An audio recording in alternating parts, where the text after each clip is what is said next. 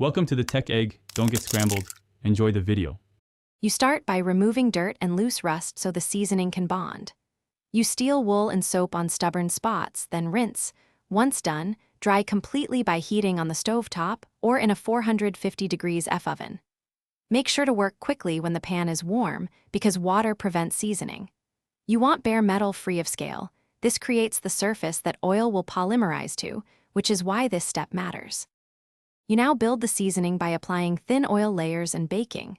Thicker coats pool and become sticky, so wipe away excess until the surface looks barely glossy. Once done, place the Kadai upside down in a 450 degrees F oven with foil underneath to catch drips, and bake for 1 hour.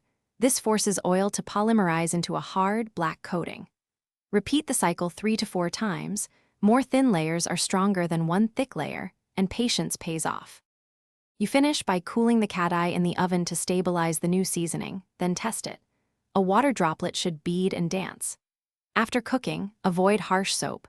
Rinse with hot water, dry, and apply a thin oil layer to protect the surface. If seasoning becomes sticky or flakes, strip it back to bare metal using an oven cleaner or abrasive scrub, then repeat the thin bake cycles. This fixes the bonding issue and restores a smooth. Thanks for watching. Consider subscribing if I helped unscramble your problems.